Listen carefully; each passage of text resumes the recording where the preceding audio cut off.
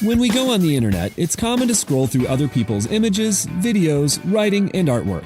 We might even want to use them for projects in school or at home. And we might think, I found it online, so it's mine. But that's not the case. We can't treat things we find online like a free-for-all. The good news is that there are legitimate ways to use material we find online. But first, we need to be aware of three concepts: copyright, public domain, and fair use. Why is all of this so important? For one, there are legal reasons for protecting everyone's creative work. And there are also ethical reasons to give credit to the people who create the things we see and find online. Let's start with the legal reasons why we should think twice before copying and using someone's work. The first is copyright. Copyright is a legal protection that creators have over the things they create. Copyright requires people to get permission before they copy, paste, alter, or share what someone else has made. Most things that we find, download, and copy and paste from the internet are copyrighted. This means that the people who created them own the content and have a say in how they're used. But that doesn't mean that everything on the internet can't be used.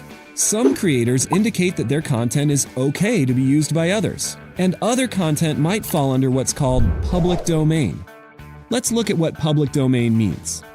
When we search for content that's in the public domain, it means these creative works are not copyrighted and are free to use without permission by anyone, however they want. According to US law, some content becomes available as public domain after a certain number of years have passed since its creation.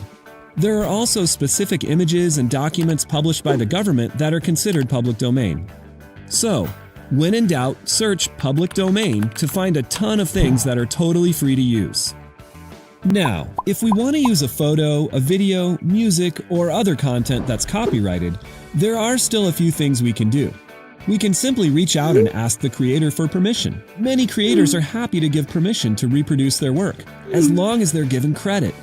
The third concept to take advantage of is called fair use.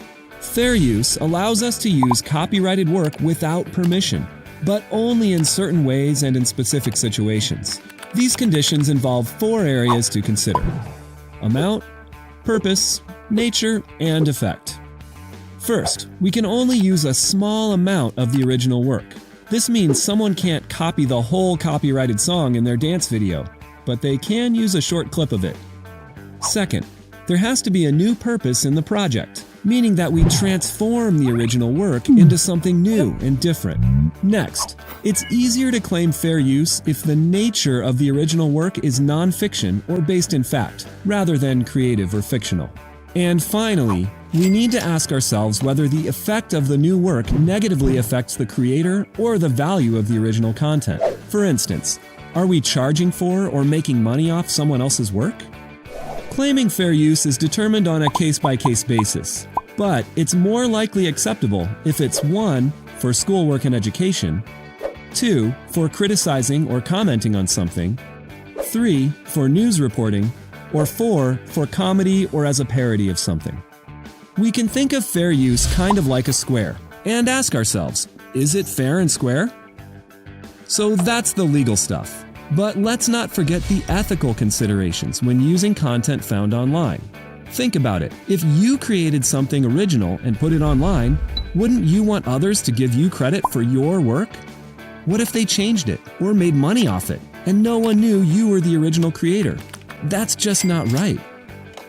So remember, when we go online in search of things to use, keep these 3 concepts in mind: copyright, public domain, and fair use. We're all creative thinkers and creators, and it's always important to give credit where credit is due.